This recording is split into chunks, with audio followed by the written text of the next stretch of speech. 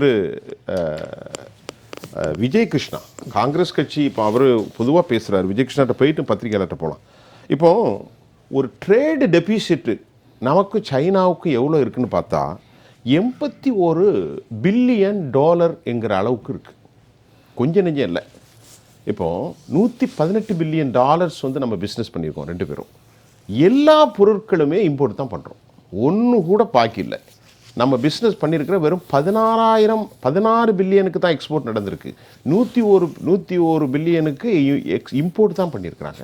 அப்போ ட்ரேடு டெஃபிஷியட்டை பார்த்தா 85.1 பில்லியன் நமக்கு இருக்குது. இந்தியாவுடைய எக்ஸ்போர்ட்டு ரொம்பவே குறைஞ்சிருக்கு.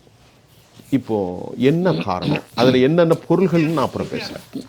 இல்லை நீங்கள் சொன்ன ஃபிகர்ஸ் சார் சொல்லுங்கள் சார். நீங்க சொன்ன அது டிஸ்டார்டட் வெர்ஷன். போன வருஷம் நீங்க பாத்தீங்கன்னா $100 பில்லியன் மேல டெபிசிட் சார். இல்ல இப்போ இது இப்போ 118 சார். இப்போ லாஸ்டா வந்து 2023 ஏப்ரல் கணக்கு நம்ம இன்னும் வரல. அது வரைக்கும் முன்னாடி உள்ளது. போன வருஷம் அதாவது முடிந்த வருஷம் $100 பில்லியன் மேல டெபிசிட் சீனாவோட. அவர் என்ன விட கூட தான் சொல்றாரு. நான் 85 பில்லியன் சொன்னேன். சார் என்ன சொல்றாங்க $100 பில்லியன். நான் 25 இப்போ இந்த வருஷத்தையும் சேர்த்து சொல்றாரு. இந்த வருஷம் நான் பார்க்கல. அதாவது இது நான் கொஞ்சம் ஒரு ஹிஸ்டாரிக்கல் கான்டெக்ட்ல ஒரு விஷயத்தை நான் சொல்லிக்க ஒரு பர்மிஷன் கேட்டுக்கிறேன். $100 பில்லியன் பேசுங்க. நமக்கு அவங்களுக்கு இந்த ட்ரேட் டெபிசிட் இருக்கு பாத்தீங்களா, இது வேர்ல்ட் லெவல்ல எப்பவுமே ஒரு எக்கனாமிக் சிஸ்டம், பொருளாதார சிஸ்டம் இருக்கும். சரிங்களா? இந்த பொருளாதார system, economic system and production system directly corresponds to human relations. அதாவது இந்த பொருளாதார சிஸ்டம் நம்ம நேரடி மனித தொடர்புகளுக்கும் மனித வாழ்வுக்கும் ரொம்ப சம்மந்தப்பட்டது. என்னன்னா ஒரு நாடாக நம்ம அந்த பொருளாதார சிஸ்டமுக்கும் அங்கே நடக்கிற தொழில்நுட்ப முன்னேற்றத்துக்கும் நம்ம அடாப்ட் பண்ணி அது எப்படி நம்மளுக்கு சாதகமாக நம்ம மக்களுக்கு யூஸ் பண்ணுறது நம்ம யோசிக்கணும்.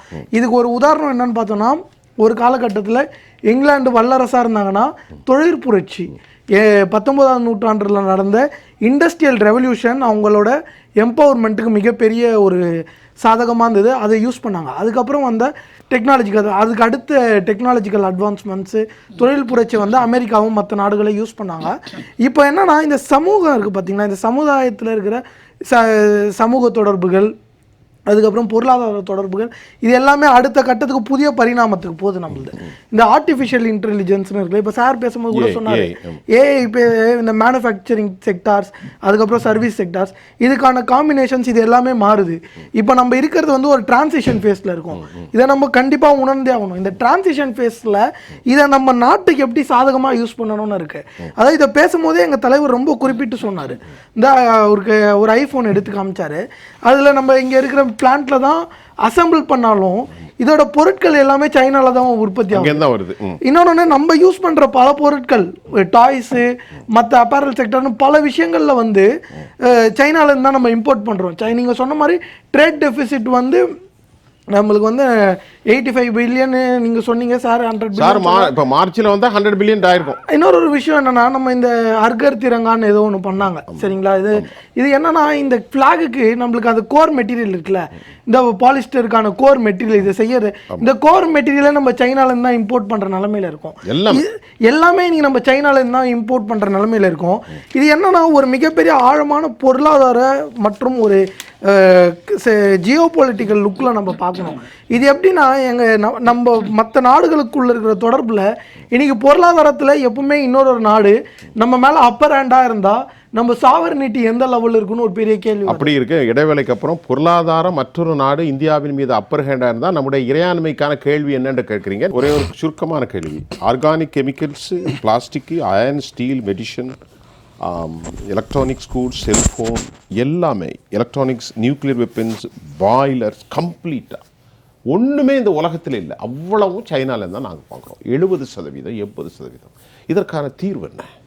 இல்லை, இதற்கான தீர்வு நான் ஃபஸ்ட்டு இந்த ஒரு சின்ன சம்மரி சொல்லிடுறேன். இந்த ஸ்பீச் இருக்குது பார்த்தீங்களா, தலைவர் ராகுல் காந்தி பேசின இந்த ஸ்பீச்சு, அதை சொல்லுங்கள். உலக அரசியல், இந்திய அரசியல் மட்டும் இல்லை, உலக அரசியல்லே ஒரு வரலாறு சிறப்புமிக்க ஸ்பீச்சு. எதுக்கு நான் ஒரு கடைசியில் சொல்கிறாரு, நான் பேசுகிறது எல்லாமே ஒரு ஃபிலாசபியை வச்சு தான் பேசுகிறேன். Philosophy of Shiva, philosophy of Buddha, philosophy of doctor Ambedkar, philosophy of Pandit Jawaharlal Nehru. இந்த ஃபிலாசபிலாம் என்ன சொல்லுதுன்னா, இவங்கெல்லாம் இந்த நாட்டை உருவாக்குறாங்க பார்த்தீங்களா, உருவாக்குறப்போ அவங்களோட விஷன் என்னன்னா justice for all, social justice and upliftment of masses, சமூக நீதியும் அனைவருக்குமான பொருளாதார வளர்ச்சி. எங்க தலைவர் பேசுனது என்னன்னா, இன்னைக்கு சமூக நீதிக்காக காஸ்ட் சென்சஸ், சரிங்களா, அது ஒன்று.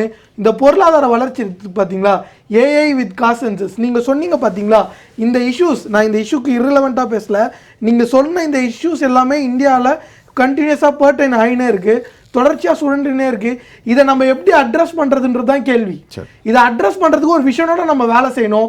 அதுக்கு நம்ம கிட்ட இருக்கிற ரிசோர்ஸஸ், நம்ம யங்ஸ்டர்ஸு, அதுக்கான முடிவு நம்ம இந்தியாவில் ஒரு மேனுஃபேக்சரிங் ஹப்பு, இன்று நம்மளோட ப்ரொடக்ஷன் டேட்டா, ரொம்ப முக்கியமான விஷயம், ப்ரொடக்ஷன் டேட்டாவே நம்ம கிட்ட இல்லை. ரொம்ப தெளிவாக சொல்றாரு சார், ரெண்டு விதமான டேட்டா, ஒன்று consumption data, production data. Production data ஃபுல்லாமே சைனா கிட்ட இருக்கு, கன்சம்ஷன் டேட்டா ஃபுல்லாமே யூஎஸ் கிட்ட இருக்கு. இந்தியாவில் நம்ம கிட்ட மிகப்பெரிய குளோபல் ஜியோ பொலிட்டிக்ஸ்லையும் சரி, உலக அரசியலில் மிகப்பெரிய டிசைசிங் அதாவது டிசிஷன் மேக்கிங் அத்தாரிட்டியாக இந்தியா வர முடியும். அதுக்கான எல்லாமே நம்ம கிட்ட இருக்கு.